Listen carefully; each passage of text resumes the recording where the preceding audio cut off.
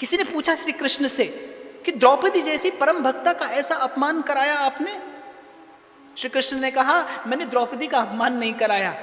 मेरे भक्त को भक्ति की प्रतिष्ठा करनी होती है, मेरे भक्त को सिद्धांत की प्रतिष्ठा करनी होती है। मेरा भक्त भक्ति की ध्वजा का आरोहण करता है। चैतन्य महाप्रभु भक्त का लक्षण बताते हैं, तृणादपि सुनीचेन तरोरपि सहिष्णुना।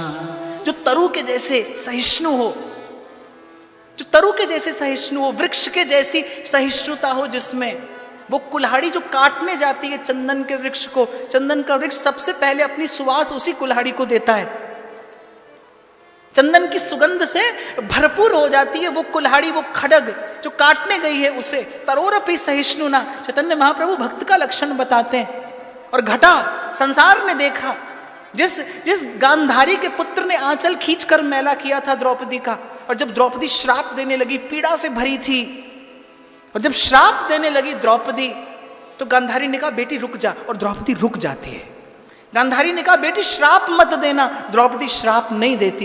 एक क्षण में माता सन्मुख खड़ी है, वृद्धा सन्मुख खड़ी है, ये पूज्या है, ये वंदनीय है, ये गुरु स्वरूपा है, ये मुझे कहती है बेटी श्राप मत देना।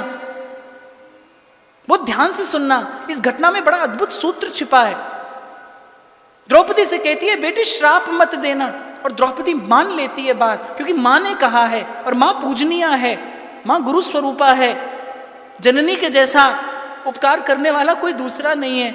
माँ कहती है बेटी श्राप मत देना, और द्रौपदी रुक जाती है।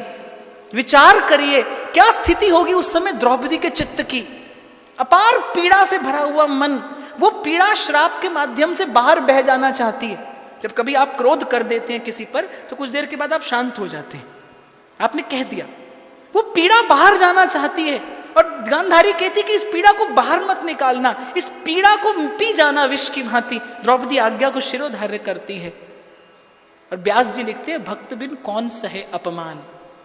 और जिस घड़ी द्रौपदी मौन होती है, जिस घड़ी द्रौपदी श्राप देने से रुक जाती है, उसी घड़ी द्वारिकाधीश निर्णय कर लेते हैं कि द्रौपदी अब तेरे अपमान का बदला मैं लूंगा। तेरी सहिष्णुता के आगे मेरी भगवत्ता नत होती है, मैं प्रणाम करता हूं तेरी इस सहनशीलता को। और श्री कृष्ण सजल नेत्र होकर स्वयं को वचन देते हैं कि द्रौपदी के इस अपमान का बदला अब मैं लूंगा। और लिया, महाविध्वंस हुआ, युग परिवर्तन हुआ। मूल में क्या था? भक्त का अपमान। अपना मान टले टल जाए, भक्त का मानना टलते देखा, प्रबल प्रेम। इसीलिए मेरे महादेव कहते हैं, उमा राम स्वभाव जिन जाना, ताहि तजत तिहि भाव न आमा।